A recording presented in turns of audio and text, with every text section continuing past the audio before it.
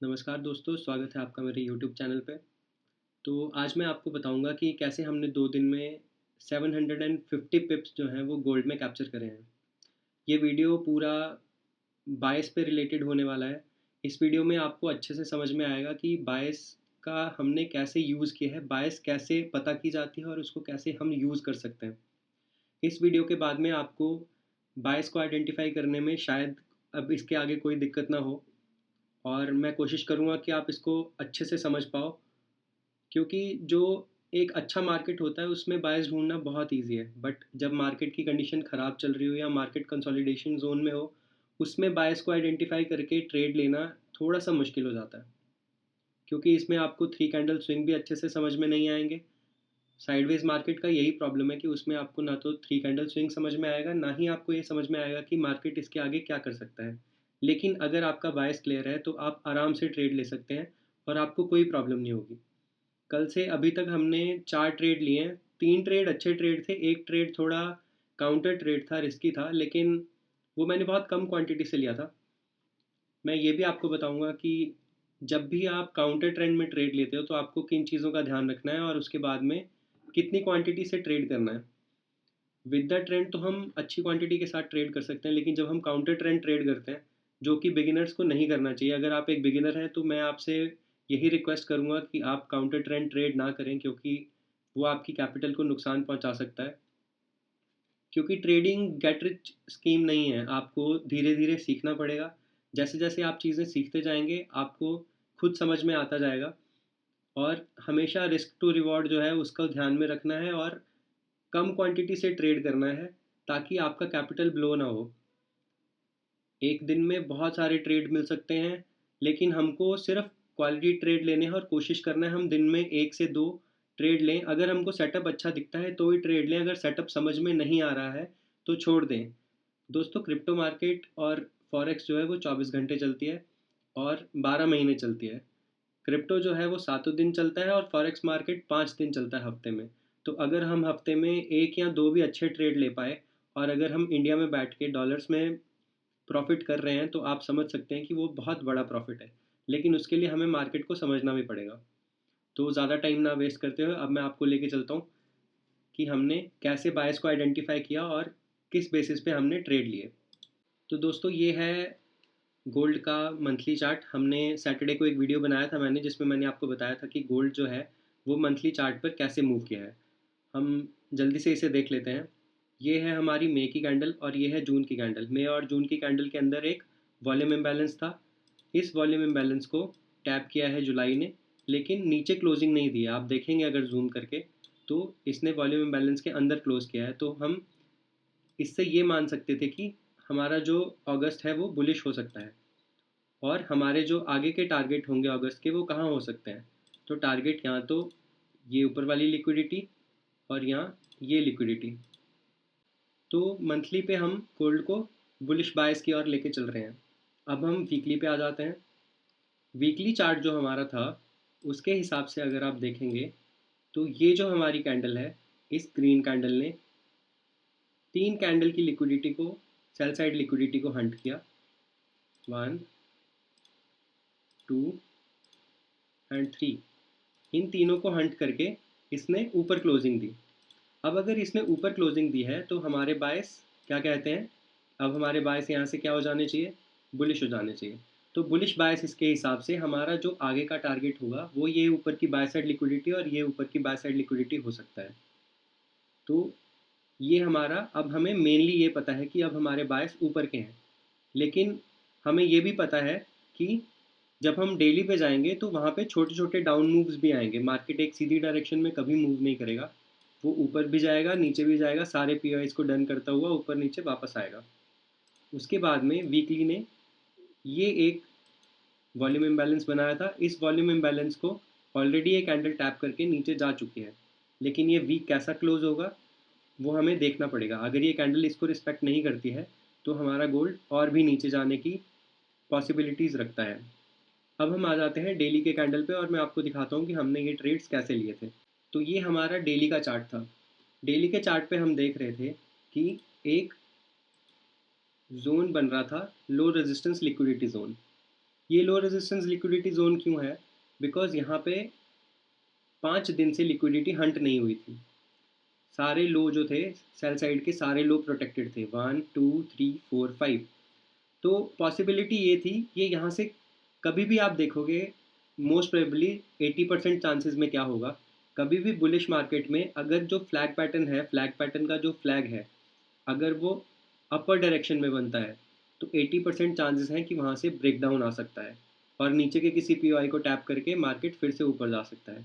और अगर फ्लैग नीचे की ओर बनता है देन पॉसिबिलिटी होती है, अगर यही फ्लैग नीचे की ओर बना होता है, ऐसे ना जाके अगर ऐसे बना होता, तो मोस्ट प्रोबेबिलिटी थी कि यहाँ से मार्केट बुलिश हो जाती। तो इसके बाद में क्या हुआ, यहाँ से एक बड़ी रेड कैंडल आई। तो अब हमारा डेली के बायस के हिसाब से क्या है, नीचे अगर हम देखते तो ये एक फेयर वैल्यू गैप था।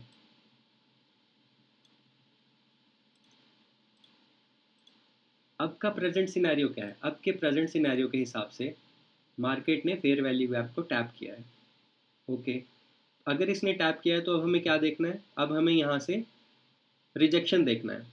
तो उसके बाद में जो नेक्स्ट डे की कैंडल बनी वो एक डोजी बनी, एक इनडिसीजन कैंडल। लेकिन इस कैंडल ने इस फेयर वैल्यू गैप में टैप करने के बाद में ऊपर क्लोजिंग दी है। ये आप देख रहे हैं, ये जो ब्लैक कैंडल है, इस कैंडल ने इस कैंडल के ऊपर क्लोजिंग दे दी है। तो अब हमारे नेक्स्ट डे के बायस क्या है? अब हमारे नेक्स्ट डे के बायस ऊपर होंगे। क्यों? क्योंकि ऊपर एक फेयर वैल्यू गैप भी बन गया है। ये कैंडल ने क्लोज होते ही टॉप में भी एक फेयर वैल्यू गैप बनाया।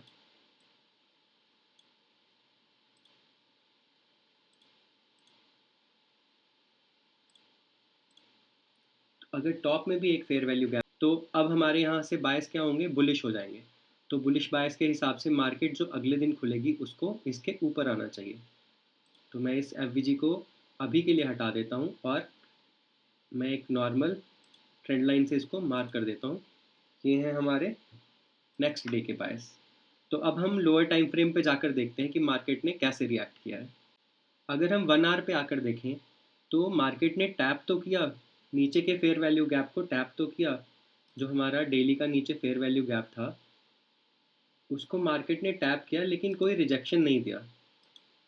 हमको जो डिस्प्लेसमेंट मिलना चाहिए था वो डिस्प्लेसमेंट हमको 1 आवर पे दिखा नहीं और मार्केट यहाँ से कंसोलिडेशन जोन में चला गया। अभी के टाइम पे मार्केट कंसोलिडेट कर रहा है, लेकिन मार्केट यहाँ क्लोज हो गया। ये है ट्यूसडे का मार्केट, यहाँ क्लोज हो गया। तो अब हम वेडनेसडे को क्या कह सकते हैं कि वेडनेसडे के बायस बुलिश हैं।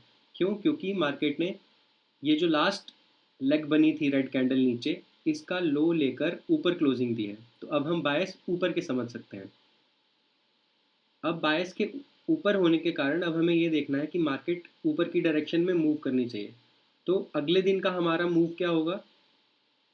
अगले दिन का हमारा मूव होगा कि हमें कोई भी ऐसी पोजीशन देखनी है जहां से हम बाय कर सकें यहाँ तक के लिए। वेडनेसडे को मार्केट मूव हुआ, लेकिन ऐसी कोई भी अपॉर्चुनिटी नहीं मिली जहां से कि बाय किया जा सके, क्योंकि यहाँ पे कोई भी ऐसा पीओआई मुझे दिखा नहीं जहां से मैं इसको बाय कर पाऊँ। मार्केट मूव किया, यहाँ एक फेयर वैल्यू गैप बना था, लेकिन इस फेयर वैल्यू गैप को टच करने से पहले तक मार्केट बायस डन कर चुका था।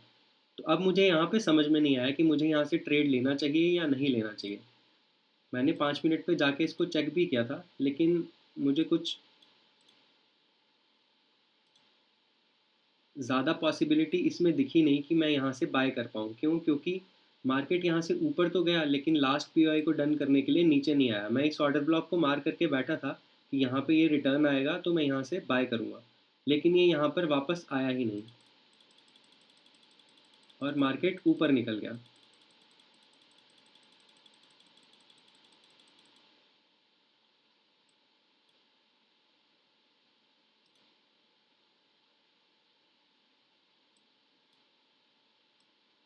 उसके बाद में मार्केट जब यहाँ से नीचे की ओर रिटर्न कर रहा था तो अपर लेग में मुझे ये एक फेयर वैल्यू गैप दिखा,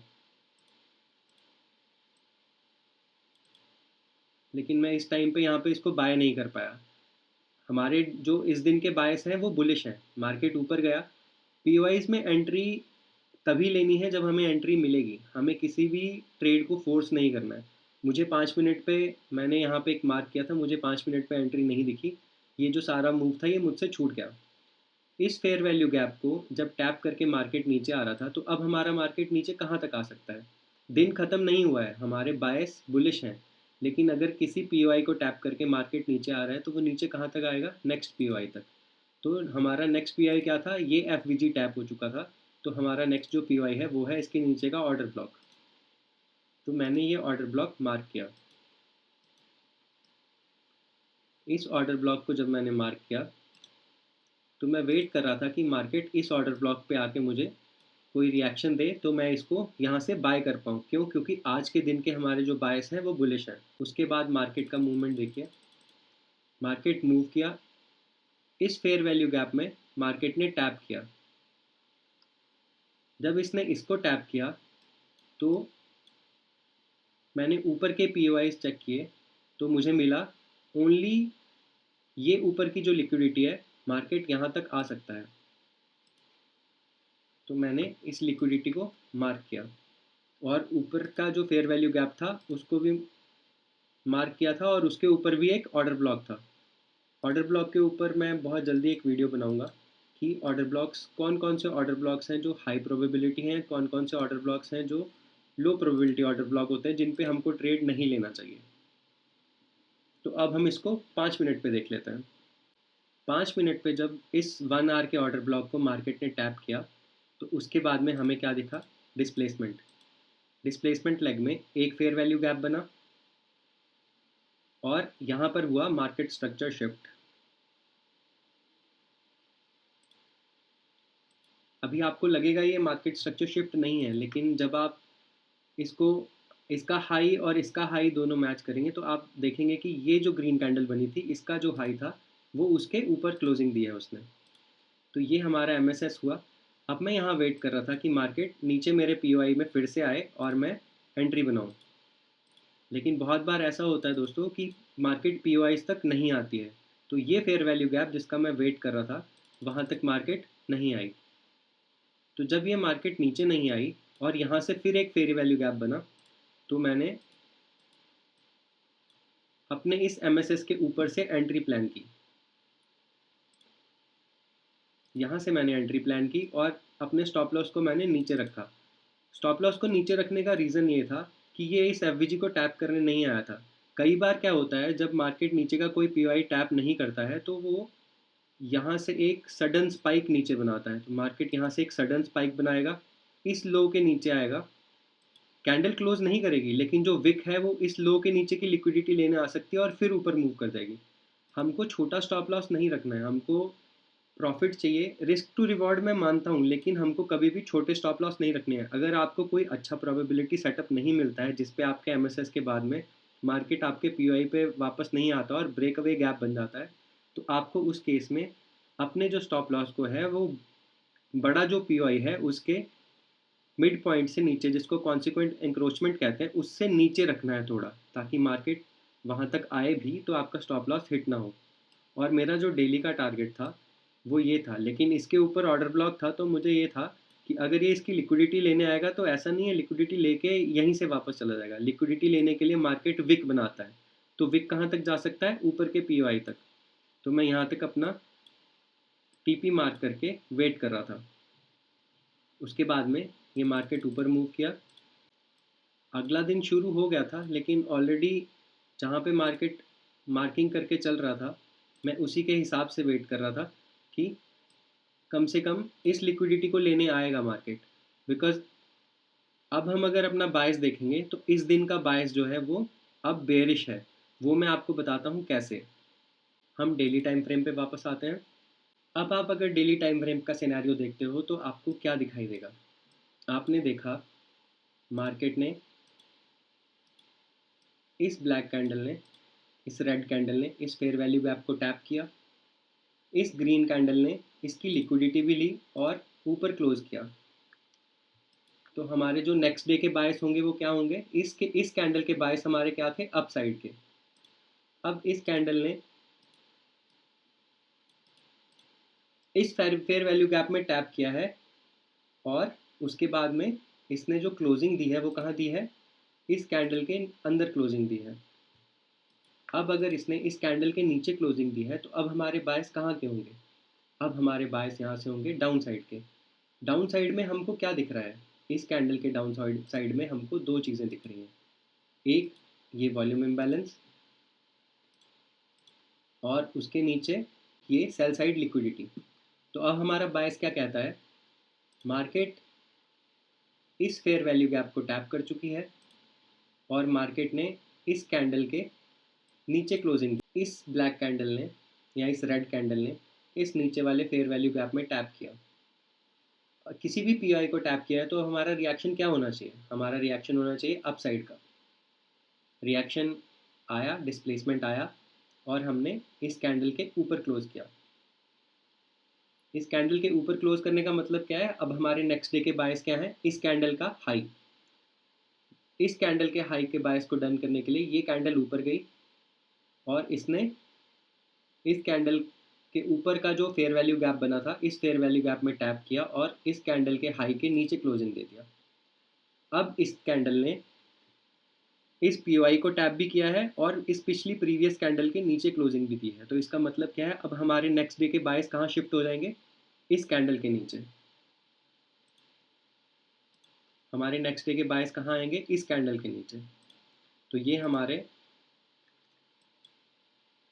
डेली बायस हैं और ये जो सेल साइड लिक्विडिटी है ये हमारा है पीओआई से दूसरे पीओआई या दूसरी लिक्विडिटी की ओर, क्योंकि एक पीओआई डन करके कैंडल पीओआई पे गई। अब इस पीओआई को डन करके कैंडल कहाँ आएगी, नीचे कुछ नहीं है तो एक वॉल्यूम इम्बैलेंस है, या तो यहाँ से टैप करके ऊपर निकल जाएगी और अगर यहाँ से टैप करके ऊपर नहीं निकलती है तो ये कैंडल इस लिक्विडिटी तक आ सकती है। तो अब हम अपने नेक्स्ट डे के बायस देखेंगे। 1 आवर पे मैं वापस आता हूँ। ये जो ट्रेड था हमारा, ये ट्रेड हमने कैप्चर कर लिया। यहाँ से जो हमने यहाँ तक का ट्रेड लिया था उसमें अराउंड 190 पिप्स मैंने कैप्चर किए। अब हम नेक्स्ट डे के सिनेरियो पे आते हैं। तो अब हमारे बायस अगर नीचे के हैं तो अब हमें यहाँ से डिस्प्लेसमेंट नीचे की ओर देखनी पड़ेगी। उस डिस्प्लेसमेंट को अगर हम नीचे देखते हैं तो ये है हमारे पास एक वॉल्यूम इम्बैलेंस जहाँ तक मार्केट आ सकता है और उसके ऊपर ये है एक ऑर्डर ब्लॉक।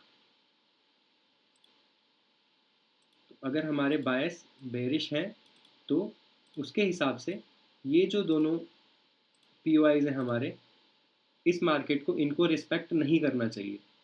अगर मार्केट इन दोनों को रिस्पेक्ट नहीं करती है तो ये जो प्रीवियस डे है इसके नीचे मार्केट जानी चाहिए, तभी हमारे जो बायस होंगे इस डेली बेसिस के वो डन होंगे।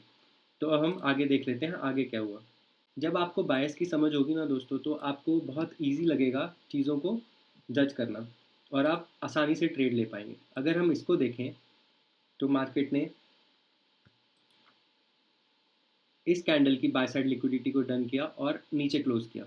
नीचे क्लोज करने का मतलब है अब मार्केट डाउन साइड जा सकता है। बहुत दिनों से आप देख रहे होंगे गोल्ड में एक सिनेरियो बन रहा है कि जो लेग होती है वो इतनी लंबी बन जाती है कि उसमें हमको मार्केट स्ट्रक्चर शिफ्ट बहुत दूर दिखता है। तो अगर कोई ऐसा सिनेरियो आता है कि मार्केट स्ट्रक्चर शिफ्ट बहुत दूर है, जैसे कि ऊपर भी हुआ था, मैं आपको दिखाता हूँ। ये वाली जो लेग थी, इस सारी लेग में भी ये जो नीचे के मूव थे, ये नीचे का मूव, ये नीचे का मूव, इसमें 1 डे पे आप देखेंगे तो बहुत सारी जगह पे हमको मार्केट स्ट्रक्चर शिफ्ट दिखा ही नहीं, जिसकी वजह से हम ट्रेड नहीं ले पाए। जैसे ये मूव था, इस मूव को अगर आप देखोगे तो इसका जो मार्केट स्ट्रक्चर शिफ्ट था वो यहाँ पे था। और ये ट्रेड भी देखोगे तो यहाँ से 5 मिनट पे एक ट्रेड बना था जिसका मार्केट स्ट्रक्चर शिफ्ट यहाँ था। तो अगर हम देखेंगे तो ये 300-400 पिप का मूव है, ये 300-400 पिप का मूव है, इसको हम मार्केट स्ट्रक्चर शिफ्ट के बेसिस पे नहीं छोड़ सकते। तो अगर हमारे बायस डाउन साइड के हैं, अगर हमको पता है कि हमारे बायस जो हैं वो डाउन साइड के हैं, तो उस केस में हम ट्रेड कैसे लेंगे वो मैं आपको बताता हूँ। अब मान लीजिए हमने ये कंफर्म कर लिया कि हमारे बायस जो हैं डाउन साइड के हैं। ये जो डे था, इस डे की कैंडल ने नीचे क्लोज किया है, इस प्रीवियस डे के लो के नीचे यहाँ क्लोज किया है। तो ये कैंडल के बायस डाउन साइड के हैं, क्यों, क्योंकि उसने 1 डे के फेयर वैल्यू गैप को भी टैप कर दिया है और ये जो लास्ट कैंडल थी इसकी लिक्विडिटी लेके भी नीचे क्लोज किया है। तो अगर हमको पता है कि बाइस डाउन साइड के हैं तो हम छोटे टाइम फ्रेम पे भी पी वाइज फाइंड कर सकते हैं, लेकिन उसके लिए हमको और कंफर्मेशन चाहिए कि ये मार्केट नीचे ही जाएगा। ये कंफर्मेशन हमको देता है IFVG, जिसको हम कहते हैं इन्वर्जन फेयर वैल्यू गैप। मैं बहुत जल्दी उसके ऊपर एक वीडियो लेकर आने वाला हूँ जिसमें आपको बताऊंगा, क्योंकि IFVG जो है वो सबसे पावरफुल सेटअप है। FVG क्या होते हैं? FVG हो गए, इम्बैलेंस हो गए, वॉल्यूम इम्बैलेंस हो गई, ये सारे इम्बैलेंसेज हैं। इनका मतलब होता है यहाँ पर बहुत सारे बाय ऑर्डर्स लगे हैं, इस पूरी कैंडल में बहुत सारे बाय ऑर्डर्स लगे हैं। इतना जो मूवमेंट है ये डिस्प्लेसमेंट कौन देता है? ये डिस्प्लेसमेंट देता है स्मार्ट मनी। ये डिस्प्लेसमेंट हम लोग नहीं दे सकते क्योंकि हम रिटेलर हैं। तो हमने देखा, अगर ये मार्केट यहाँ से यहाँ तक गई है तो मतलब यहाँ पर बहुत सारी क्वांटिटी है। जनरली क्या होता है, अपसाइड मार्केट में मार्केट फेयर वैल्यू गैप को टैप करती है और ऊपर निकल जाती है। अगर हम इतनी बड़ी डिस्प्लेसमेंट लेग को देखते हैं तो इतनी बड़ी डिस्प्लेसमेंट बड़े प्लेयर्स ने दी होंगी, लेकिन अब हमारे बायस डाउन साइड के हैं। तो हमको सबसे पहली चीज़ क्या देखनी है? हमको सबसे पहली चीज़ देखनी है मार्केट में कहीं इन्वर्जन बन रहा है। तो ये हमारा 1 आवर के टाइम फ्रेम पे इन्वर्जन फेयर वैल्यू गैप बना। ये एक फेयर वैल्यू गैप था, इसको मार्केट ने टैप किया। ये जो FVG था हमारा, मार्केट ने इसके नीचे क्लोजिंग दे दी। इस रेड कैंडल ने इस फेयर वैल्यू गैप को रिस्पेक्ट नहीं किया और इसके नीचे क्लोजिंग दे दी। तो अब ये हमारा क्या बन गया? Inversion fair value gap. तो अब ये FVG नहीं रहा, ये हो गया इन्वर्जन फेयर वैल्यू गैप। ये आप वो जो पुराने ट्रेड्स जो मैंने दिखाए थे ऊपर, आप उसको भी अगर छोटे टाइम फ्रेम में देखेंगे तो आपको समझ में आएगा कि इन्वर्जन फेयर वैल्यू गैप बना था, मार्केट ने उसके नीचे कैंडल क्लोज दी है और उसके बाद में ही हमारे जो है मूव्स आए हैं। अब मैं आपको एक और चीज़ दिखाना चाहता हूँ। ये जो पूरी कंसोलिडेशन रेंज थी, इस पे मैंने एक शॉर्ट वीडियो बनाया था जिसमें मैंने बताया था कि इसके नीचे एक POI है जो टैप होना बाकी है। इस पूरी एक्यूमुलेशन जो थी, ये पूरा जो लिक्विडिटी से भरा हुआ मार्केट था जिसमें मार्केट कंसोलिडेट कर रहा था, मार्केट ने इसके लो को स्वीप किया नीचे और फिर वापस मार्केट जोन में आ गया। तो इसके नीचे हमारे पास एक फेयर वैल्यू गैप और उसके नीचे एक ऑर्डर ब्लॉक था।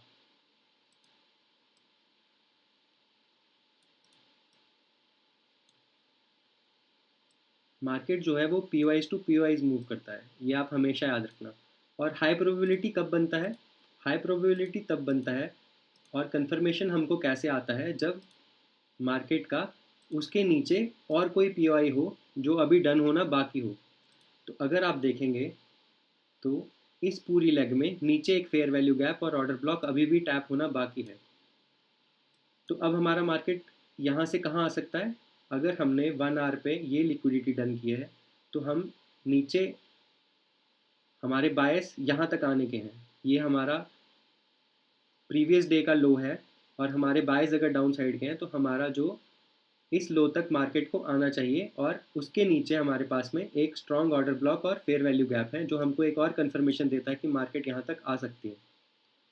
अब अगर ये लेग इतनी बड़ी है कि इसमें मार्केट स्ट्रक्चर शिफ्ट बहुत नीचे है, तो अब हम छोटे टाइम फ्रेम पे आ सकते हैं। 1 आवर के नीचे का टाइम फ्रेम कौन सा है? 5 मिनट। तो जब मैं 5 मिनट पे इसको देख रहा था, जब मार्केट ने IFVG के नीचे डाउन साइड में एक क्लोजिंग दे दी और मार्केट एग्रेसिवली नीचे मूव कर गया, तो अब मुझे ये समझ में आ गया कि अब स्मार्ट मनी जो है वो यहाँ से इस लेग पे जितने ऑर्डर थे सबको ऑफलोड करके नीचे की ओर जा रही है। तो इसमें अगर आप देखेंगे तो ये हमारा हुआ मार्केट स्ट्रक्चर शिफ्ट। इस MSS को करने के बाद में अब हमारे पास ऊपर कौन सा POI है? ऊपर हमारे पास ये है एक ऑर्डर ब्लॉक और उसके नीचे ये है एक फेयर वैल्यू गैप।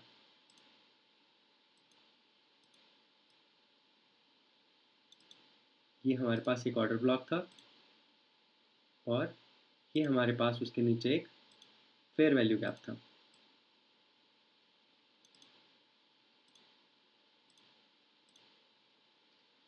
अब हमको वेट करना है कि मार्केट हमारे इस ऑर्डर ब्लॉक और फेयर वैल्यू गैप तक आए ताकि हम ट्रेड एग्जीक्यूट कर पाएँ। और दूसरा कंफर्मेशन हमको क्या दे रहा है कि हमारा ये जो POI है वो 0.62 और 0.705 जो कि हमारी गोल्डन रिट्रेसमेंट जोन है, OT लेवल है हमारा ऑप्टिमल ट्रेड एंट्री का, उस पे आती है। तो ये हमारे कंफर्मेशन को और भी स्ट्रॉन्ग बना देता है।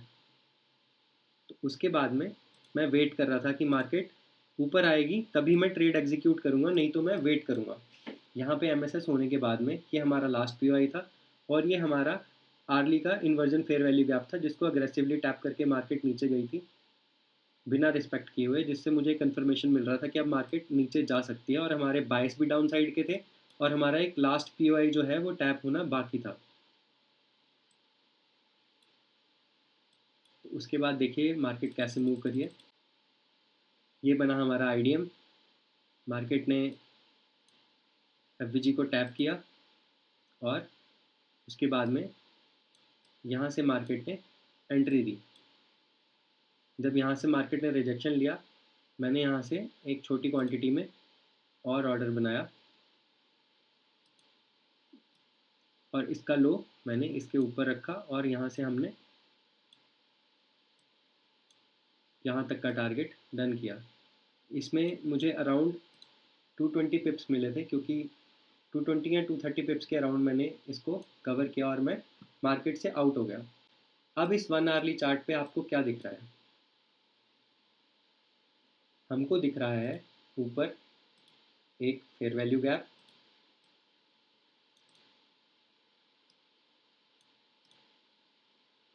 उसके नीचे मार्केट गया, मार्केट ने फेयर वैल्यू गैप को टैप किया, उसके बाद मार्केट वापस आया, मार्केट ने बाय साइड लिक्विडिटी ली और उसके बाद में मार्केट ने नीचे मार्केट स्ट्रक्चर शिफ्ट भी दे दिया है। और हमारी जो POI की लिक्विडिटी है वो कहाँ है? वो है यहाँ, ये है हमारी सेल साइड लिक्विडिटी। POI को डन करने के बाद में मार्केट को यहाँ तक आना पड़ेगा और ये जो हमारा छोटा POI था ये डन हो चुका था। अब हमारे पास इस पूरी लेग में 1 आवर में ट्रेड लेने के लिए कौन सी जगह है? हमारे पास ट्रेड लेने के लिए एक ही जगह बचती है, वो है ये ऑर्डर ब्लॉक और उसके नीचे का ये FVG। जब मार्केट ने इस FVG को टैप किया तो उसके बाद मैंने इस MSS को देखते हुए ये समझ लिया कि अब मार्केट लास्ट में इस ऑर्डर ब्लॉक को टैप करने एक बार ज़रूर जाएगा। क्यों? क्योंकि ये आ गया टैपिंग, ये आ गया हमारा डिस्प्लेसमेंट, डिस्प्लेसमेंट के बाद लास्ट FVG तक जाएगा और उसके बाद आएगा एक्सपेंशन। ठीक है, अगर हम इसको ऐसे देखते हैं तो यहाँ से मार्केट ने POI को टैप किया, POI को टैप करके ये लेग आ गई पूरी डिस्प्लेसमेंट, ये आएगा रिट्रेसमेंट और उसके बाद ये जाएगा एक्सपेंशन। तो अब हमने एक काउंटर ट्रेड बनाया यहाँ पे, वो काउंटर ट्रेड मैं आपको दिखाता हूँ। जब मार्केट ने इस नीचे के POI को टैप किया तो मैंने वेट किया कि 1 मिनट पे ये मुझे मार्केट स्ट्रक्चर शिफ्ट दे, जो कि मुझे यहाँ मिला।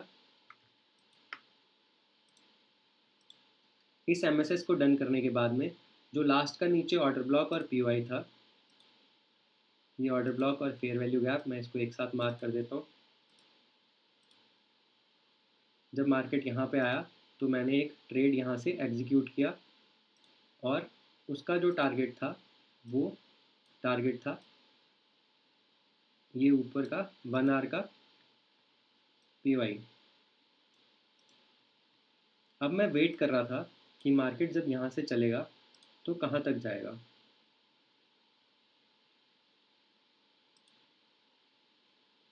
जब आपको पता है कि कोई POI टैप होना बाकी है और जैसे ही वो टैप हो जाता है वहाँ से मार्केट का डाउन साइड मूवमेंट स्टार्ट हो जाता है। तो मैंने ये ट्रेड यहाँ पे क्यों निकाला, जबकि इसको ऊपर जाने की जगह है, ये इसके 50% तक जा सकता है। जब भी मार्केट में कोई ऐसा POI बनना शुरू हो जाए जो आपके POIs के अगेंस्ट में हो, जैसे ये 1 मिनट का इन्वर्जन फेयर वैल्यू गैप बना, तो मैंने ये मार्केट के नीचे क्लोज होते यहाँ पे अपना ट्रेड आउट कर दिया। मैं मार्केट से इस ट्रेड में यहाँ पे आउट हो गया। तो ये हमारे 3 ट्रेड डन हो गए। अब मैं आपको चौथा ट्रेड का लॉजिक समझाता हूँ। मार्केट स्ट्रक्चर शिफ्ट हुआ, उसके बाद में इस कैंडल ने POI में टैप किया, POI में टैप करने के बाद हमारा क्या बचता है? Expansion leg. अब यहाँ से हमको एक्सपेंशन चाहिए यहाँ तक। तो यहाँ तक के एक्सपेंशन के लिए अब मैं फिर 5 मिनट पे वापस जाता हूँ। 5 मिनट पे आप देखेंगे कि 5 मिनट पे अब हमको क्या चाहिए, मार्केट स्ट्रक्चर शिफ्ट, और उसके बाद हम अपना ट्रेड एग्जीक्यूट करेंगे। तो यहाँ पे मुझे मार्केट स्ट्रक्चर शिफ्ट मिला। जो हम लाइन डायग्राम में मार्केट स्ट्रक्चर शिफ्ट देखते हैं, वो मार्केट स्ट्रक्चर शिफ्ट जो होते हैं वो लाइन डायग्राम में बहुत अच्छे दिखाई देते हैं कि यहाँ से ऊपर गया, यहाँ से नीचे आया, एकदम एग्जैक्ट साफ मार्केट स्ट्रक्चर शिफ्ट बनता है और उसके बाद में हम ट्रेड एग्जीक्यूट कर देते हैं। लेकिन रियल लाइफ में जब आप देखने जाओगे तो इस चॉपी मार्केट में एक डिस्प्लेसमेंट आपको देख के उसके ऊपर के ऑर्डर ब्लॉक से एंट्री लेने की कोशिश करनी है। और अगर आपको किसी ट्रेड में कंफर्मेशन नहीं आता है तो आप उसमें छोटी क्वांटिटी से ट्रेड करो, इतनी छोटी क्वांटिटी कि आपको उसमें कोई दुख ना हो अगर आपका लॉस हो जाए। हम सब लोग दोस्तों लर्निंग फेज़ में हैं, हमको बड़ा कैपिटल ट्रेड नहीं करना है, हमको बहुत ज़्यादा ट्रेड नहीं करने हैं, हमको क्वालिटी ट्रेड करने हैं और प्रैक्टिस करनी है ताकि हम अच्छे ट्रेड्स कैप्चर कर पाएँ और जिसकी वजह से हम आगे जाके प्रॉफिटेबल हो सकें। तो यहाँ से मैंने 5 मिनट का ट्रेड एग्जीक्यूट किया जब ये मार्केट वापस इस ऑर्डर ब्लॉक पे आया, और मेरा टारगेट था ये लिक्विडिटी, क्योंकि 1 आवर पे इसने मार्केट स्ट्रक्चर शिफ्ट दे दिया था। एंट्री करने के बाद में मैं वापस 1 आवर पे आ गया और मैं वेट करने लगा मेरे टारगेट के आने का।